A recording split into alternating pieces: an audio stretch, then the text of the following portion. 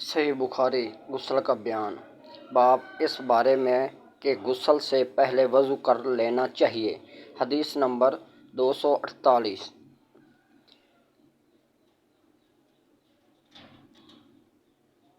ترجمہ عبداللہ بن یوسف ملک ہشام عروہ امام المومنین حضرت عائشہ رضی اللہ عنہا سے روایت کرتے ہیں کہ نبی کریم صلی اللہ علیہ وسلم جب جنابت کا غسل فرماتے تو شروع میں دونوں ہاتھ دھوتے، پھر وضو کرتے جس طرح کہ نماز کے لیے وضو فرماتے تھے، پھر اپنی انگلیوں کو پانی میں ڈالتے اور اس سے بالوں کی جڑوں میں خلا کرتے، پھر اپنے سر پر دونوں ہاتھوں سے تین چلو ڈالتے، پھر اپنے سارے جسم مبارک پر پانی بہاتے۔